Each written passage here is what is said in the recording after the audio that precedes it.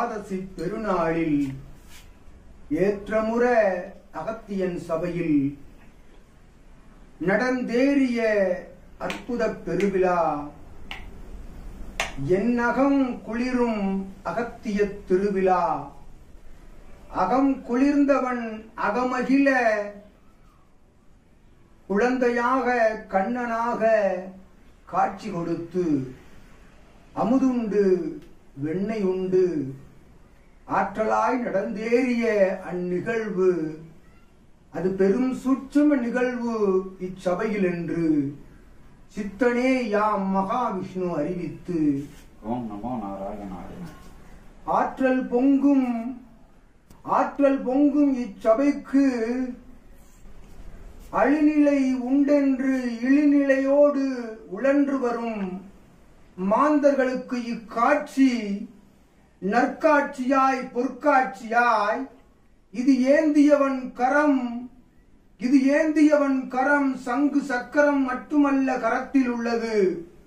பிரபஞ்ச மகா ஆற்றல்களின் அத்துணை ஆயுதங்களையும் தாங்கிய சபையின் உச்சகட்ட நிலையில் அமர்ந்திருக்கும் அத்துணை ஆயுதங்களும் என்று யாம் திருமால் அறிவித்து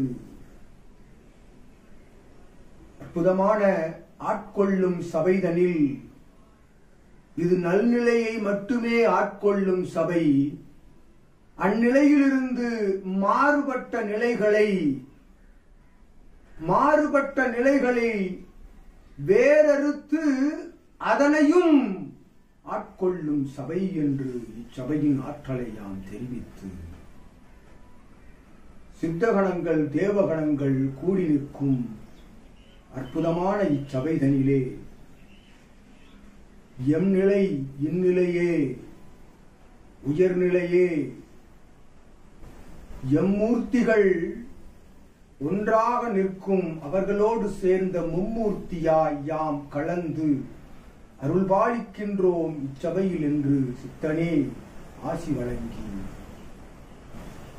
சிவமமர்ந்த சபையில் யாம் என்றும் இருப்போம், எப்பொழுதும் இருப்போம்.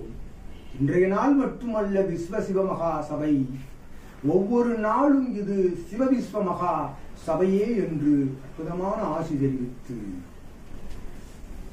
இவ்விடத்தில் சுற்றமமாய் நின்று கொண்டிருப்போம். சித்தனை லக்ஷ்மி சமேதனாக நின்று கொண்டிருப்போம் முப்பொழுதும் எப்பொழுதும் என்று யாம் நல்விடயம் தெரிவித்து சிவகூரை தலமதிலே அமர்ந்து அரசாளும் அற்புத சித்தகணங்களின் தேவகணங்களின் வரிசை கோர்த்த படையெடுப்பு எம் பின்னால் எம்படை மட்டுமல்ல மும்மூர்த்திகளின் படையும் ஒன்றாய் ஒவ்வொரு மூர்த்தியின் பின்னாலும் படையெடுக்கும் அற்புத சபை இச்சபை என்று யாம் ஆசி வழங்குகின்றோம். மகாவிஷ்ணு